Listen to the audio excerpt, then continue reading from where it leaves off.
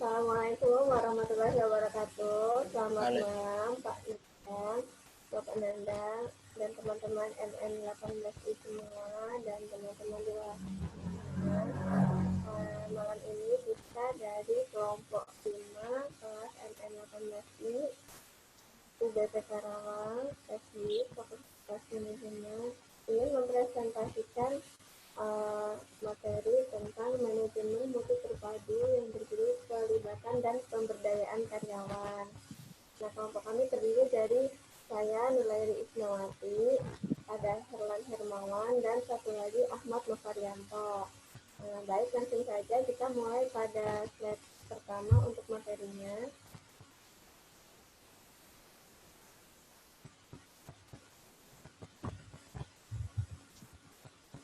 Nah, di sini kita akan mengenal TQM atau Total Quality Management. Artinya adalah suatu konsep pelibatan dan pemberdayaan karyawan. Menurut Nasution tahun 2001, ini pemberdayaan karyawan dapat diartikan sebagai pelibatan karyawan yang benar-benar berarti. Nah, TQM sendiri adalah konsep pelibatan dan pemberdayaan karyawan. Karyawan di sini dalam arti SDM atau sumber daya manusia. Pelibatan karyawan atau SDM adalah suatu proses untuk mengikutsertakan para karyawan pada semua level organisasi dalam pembuatan keputusan atau pemecahan masalah. Nah, selanjutnya, usaha pemberdayaan karyawan dapat dimulai dengan berbagai cara, antara lain yang pertama, keinginan seorang manajer dan penyedia untuk memberi tanggung jawab kepada karyawan. Nah, selanjutnya, melatih penyedia dan karyawan mengenai bagaimana cara untuk melakukan delegasi dan menerima tanggung jawab. Lalu ada cara yang lain, yaitu komunikasi dan umpan balik perlu diberikan kepada manajer dan penyedia kepada karyawan. Nah, selanjutnya, penghargaan dan pengakuan sebagai hasil evaluasi perlu diberikan kepada karyawan sebagai tanda penghargaan terhadap kontribusi mereka kepada perusahaan. Jadi apabila ada karyawan yang memberikan suatu loyalitas atau hasil kerja yang bisa diapresiasi, diberikan penghargaan, itu perlu ya diadakan penghargaan terhadap kontribusi karyawan tersebut. Tapi tentu saja kontribusi itu dievaluasi dulu apakah memberikan dampak yang bagus atau tidak terhadap perusahaan tersebut. Gitu. Nah, untuk selanjutnya, di slide selanjutnya adalah faktor yang menghambat pelibatan dan pemberdayaan karyawan. Nah, ada dua penolakan terhadap perubahan yang perlu diperhatikan, yaitu penolakan dari manajemen dan karyawan. Nah, dalam pelibatan pemberdayaan karyawan ini pasti ada kendala ya. Kendala ini ada dari manajemennya sendiri atau dari karyawan tersebut. Nah, yang pertama itu penolakan manajemen terhadap penerapan PPK. Yang pertama, ketidakamanan. Nah, hal ini akan dirasakan oleh manajer ketika karyawan yang berada dalam tim kerja mencetuskan inisiatif atau ide yang dapat mengurangi kekuasaan manajer tersebut. Di sini mungkin artinya gini ya, kalau ada seorang manajer gitu atau seorang pimpinan gitu, nah dia ingin mengadakan PPK tadi, tapi karyawan ini mempunyai ide yang mungkin cemerlang atau bagus, tapi justru membuat manajer ini merasa tidak aman atau tidak nyaman karena akan mempengaruhi keberadaan manajer tersebut ya. Nah, itu akan menjadi penghambat dalam proses PPK tadi. Nah, kedua ini dari penolakan manajemen adalah nilai-nilai pribadi, yaitu anggapan manajer bahwa karyawan harus melaksanakan perintah yang diberikan oleh manajer. Nah, ini mungkin beberapa teman-teman udah pernah sering mengalami ya, manajer itu selalu benar, mungkin gitu. Jadi kadang beberapa pihak itu akan sering mendengar pasal 1 itu atasan selalu benar, pasal kedua karyawan atau anak buah itu salah. Nah, kalau misalnya terjadi kesalahan, balik lagi ke pasal 1, manajer selalu benar. Ini sebenarnya nggak bagus ya untuk sebuah perusahaan. Untuk karyawan juga tidak bagus, karena kan karyawan yang di bawah tidak akan ada perkembangan kalau kayak gini ya, tidak bisa mengikuti PPK tadi, dan akan menghambat pelibatan dan pemberdayaan karyawan. Nah, selanjutnya ini ada ego. Manajer yang memiliki ego tinggi tidak akan menerima adanya keterlibatan karyawan karena akan merasa berkurang status dan keuntungannya. Nah, ini agak mirip-mirip yang tadi. Jadi kalau ada kita menemui manajer yang seperti ini, manajer yang mempunyai ego yang tinggi, dia akan merasa terganggu dengan adanya karyawan yang akan terlibat. Gitu. Jadi dia maunya kalau karyawan tim atau anak buah ya selamanya anak buah atau tim. Dia akan merasa terganggu apabila karyawan ini ternyata memperlihatkan bibit unggul gitu. Tentu saja hal ini tidak bagus ya apabila manajer mempunyai sikap ego yang tinggi seperti ini. Nah, selanjutnya ini yang akan menghambat dari segi manajemen adalah karakteristik kepribadian para manajer. Yang dididik dengan cara lama tidak akan menerima PPK karena mereka lebih memperhatikan tugas dan hasil kerja daripada memperhatikan orang yang bekerja tersebut.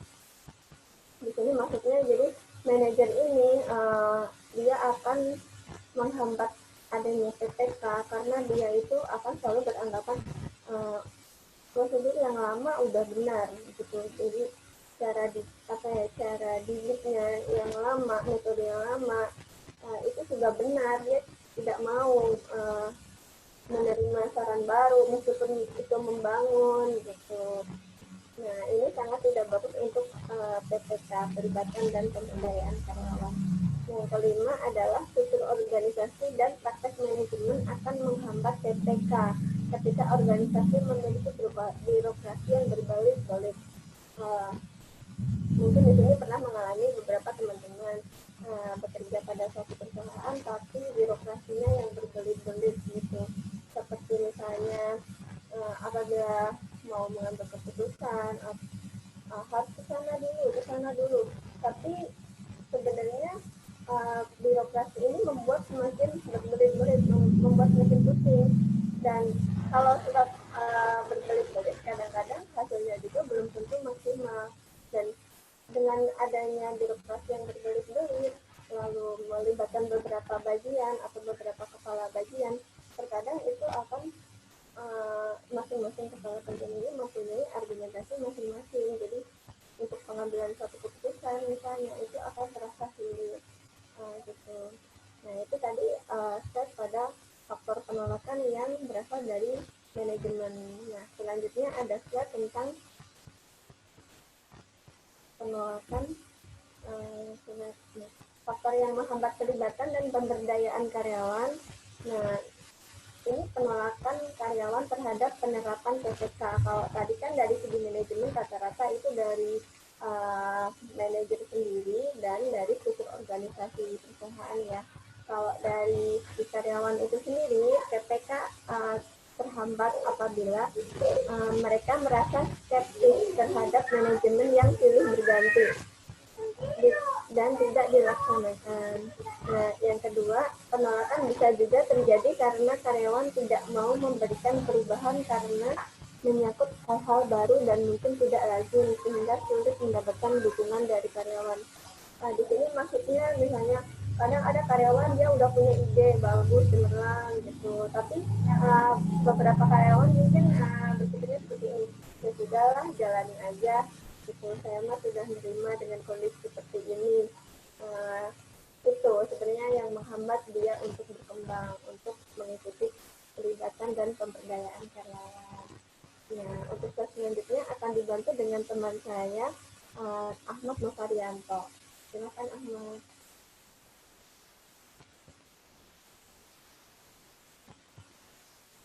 Oke, siap. Terima kasih Laili atas waktunya. Di sini saya akan melanjutkan presentasi materi dari TKM ini. Ada cara mengatasi faktor yang menghambat pelibatan dan pemberdayaan karyawan. pada waktu tim dibentuk akan berhasil bila sasaran atau tujuan kerja kelompok jelas dan disetujui oleh seluruh anggota kelompok. Hal ini didukung dengan adanya keterbukaan antar anggota kelompok dan antara anggota kelompok selalu ada pertemuan untuk membahas berbagai masalah kelompok atau masalah-masalah perusahaan. Kerjasama antar anggota kelompok sangat diperlukan, terutama dukungan dan rasa saling percaya antara seluruh anggota kelompok. Nah, di sini tuh untuk mengatasi faktor yang menghambat PPK ini itu butuh tim yang tujuan kerjanya jelas, lalu ada keterbukaan antar anggota, lalu ada kerjasamanya yang bila ada pertemuan itu membahas berbagai masalah yang ada di perusahaan tersebut, lalu tentunya dengan ada dukungan dan rasa saling percaya antar anggota. Next. Nah, di sini ada implementasi pelibatan dan pemberdayaan karyawan. Yang pertama ada brainstorming. Nah, di sini manajer mempunyai peran sebagai katalisator untuk mendukung diskusi antar peserta. Peserta didorong untuk mengungkapkan seluruh idenya, akan tetapi tidak diperkenankan untuk menghakimi ide dari peserta lain. Setelah saran dari peserta terkumpul, maka akan diolah dan dipilih beberapa saran terbaik. Nah, di implementasi brainstorming ini lebih ke diskusi dan siapa yang punya ide itu ide tersebut dipilih yang terbaik, diolah untuk perusahaan mana sistem yang terbaik. Next. Yang kedua ada nominal group teknik.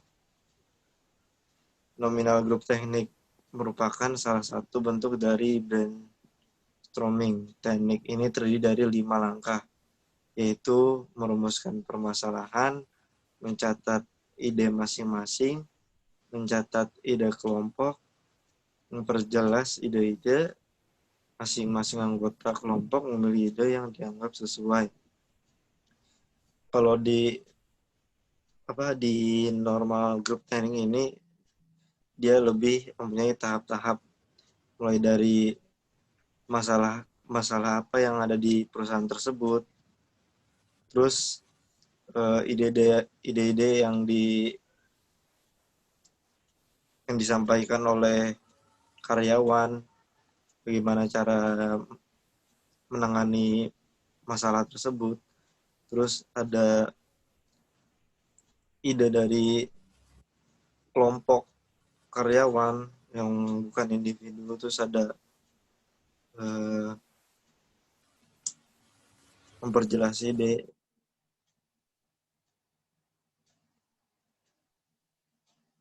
dan masing-masing anggota memilih ide yang sesuai dengan permasalahan tersebut. Next. Lalu di implementasi perlibatan dan pemberdayaan karyawan ada gugus kualitas, yaitu gugus kualitas dan brainstorming adalah anggota gugus kualitas adalah sekelompok karyawan yang secara sukarela melaksanakan pertemuan sendiri, sedangkan brainstorming pada umumnya adalah bentukan manajer. Jadi gugus kualitas itu lebih kepada sekelompok karyawan yang sukarela untuk memecahkan masalah ini sendiri, tidak dengan manajernya, lebih ke dari kelompok-kelompok karyawan tersebut untuk untuk menyelesaikan masalah yang ada di perusahaan. Sekiranya segitu yang bisa saya sampaikan. Saya kembalikan kepada Teh Laili. Terima kasih. Baik, terima kasih Ahmad Mas Haryanto. Nah, kita langsung ke slide berikutnya aja. Akan dibantu dengan Saudara Herlan Hermawan. Silakan Herlan. Terima kasih Teh Leli atas pembagian kelompoknya. Selanjutnya saya akan mempresentasikan implementasi perlibatan dan pemberdayaan karyawan. Apa sih implementasi perlibatan dan pemberdayaan karyawan? Yaitu kotak saran. Cara ini dilakukan dengan cara menyediakan kotak sebagai tempat karyawan menyampaikan saran tertulis. Jadi perusahaan membuat kotak saran untuk karyawannya agar melakukan evaluasi bagaimana sih ke depannya cara-caranya, ide-idenya ketika ada masalah di perusahaan, lalu karyawan itu memberikan ide-ide yang cemerlang untuk perusahaan ke depannya. Selanjutnya, manajemen by working around. Jalan-jalan di tempat kerja dan berbicara dengan karyawan untuk mengumpulkan masukan. Cara ini dinilai efektif karena dapat dengan langsung melihat sendiri di lapangan sejauh apa karyawan memahami apa yang mereka kerjakan, sehingga manajemen dapat mengetahui kendala yang ada. Jadi dari manajemen by working around ini yaitu langsung ke tempat kerjanya, apa sih yang namanya, memperlihatkan langsung masalah pekerjaan dan memberikan masukan dari permasalahan kerja, apa sih permasalahan dari perusahaan ini, apakah itu dari karyawannya, apakah dari produk-produknya. Selanjutnya, cara mengatasi faktor yang menghambat perlibatan dan pemberdayaan karyawan. Pada waktu tim dibentuk, akan berhasil bila sasaran atau tujuan kerja kelompok jelas dan disetujui oleh seluruh anggota kelompok. Hal ini didukung dengan adanya keterbukaan antar anggota kelompok, dan antar anggota kelompok selalu ada pertemuan untuk membahas berbagai masalah kelompok atau masalah-masalah perusahaan. Kerjasama antara anggota kelompok sangat diperlukan, terutama dukungan dan rasa saling percaya antara seluruh anggota kelompok. Jadi cara mengatasi faktor yang menghambat pelibatan dan pemberdayaan karyawan ini yaitu membentuk suatu tim agar menemukan jalan keluar dari permasalahan perusahaan-perusahaan, baik dari permasalahan peraturan pekerjaan atau dari permasalahan dari luar perusahaan gitu, dan membentuk kerjasama anggota agar bisa membentuk membuat sebuah ide-ide dari perusahaannya. Jadi kesimpulan keterlibatan dan pemberdayaan karyawan yaitu merupakan salah satu unsur TQM jika karyawan dilibatkan dalam berbagai kegiatan pemecahan masalah dan pengambilan keputusan. Maka mutu atau kualitas lembaga dapat terjamin karena karyawan merupakan orang yang melaksanakan tugas operasional yang lebih mengenal keadaan sebetulnya di lapangan. Salah satu bentuk PPK adalah dengan membuat suatu tim kerja yang bisa disebut dengan gugus kendali mutu. Tim ini sukarela berkumpul untuk mengidentifikasi, menganalisis, dan memecahkan berbagai permasalahan yang berkaitan dengan pekerjaan mereka dan menerapkannya dalam kegiatan operasional perusahaan. Sekian dari saya, kembali ke Teh Leli. Terima kasih.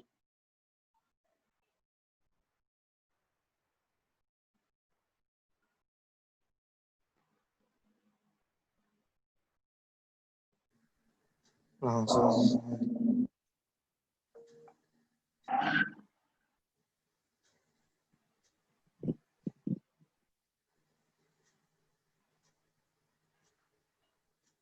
Lan, Ada nggak suaranya? itu tadi masuk.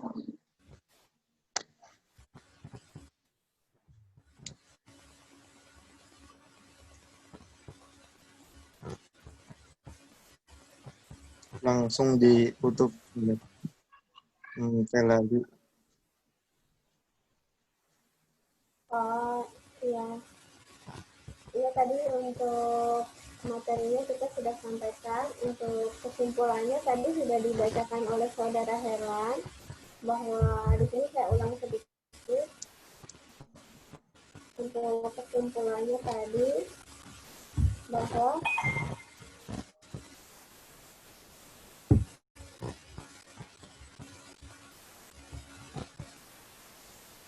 kesimpulannya adalah keterlibatan dan pemberdayaan karyawan merupakan salah satu unsur PCM. Jika karyawan dilibatkan dalam berbagai kegiatan pemecahan masalah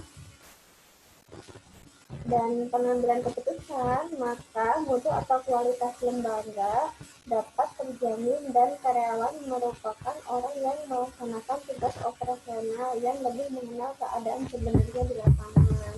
Nah, selanjutnya, salah satu bentuk PPK adalah dengan membuat suatu tim kerja yang biasa disebut dengan gugus kendali mutu. Tim ini sukarela berkumpul untuk mengidentifikasi, menganalisis, dan memecahkan berbagai permasalahan yang berkaitan dengan pekerjaan mereka, lalu menerapkannya dalam kegiatan operasional perusahaan. Jadi kita semua, kita saat ini ada di posisi seorang karyawan, jangan takut untuk menyampaikan ide-ide, gagasan, saran, masukan, atau yang lainnya demi kebaikan perusahaan. Kalau perusahaannya ada perbaikan, ada masukan, tentunya kan karyawan juga akan ikut merasakannya. Kalau misalnya takut untuk menyampaikan ide, ide apa, misalnya sebaiknya untuk kegiatan produksi begini Pak, begini Bu. Nah, kalau takut dulu untuk menyampaikan, berarti caranya yang paling simpel dulu. Ibu atau Bapak gitu ya, bisa nggak ya diadakan kotak saran tadi. Kalau kotak saran kan tidak harus ditulis namanya ya. Nah, itu kan akan biasanya beberapa perusahaan itu akan mengadakan kuesioner setiap 2 bulan sekali atau 3 bulan sekali. Nah, ada yang ditulis nama karyawannya dan ada juga tidak gitu kan.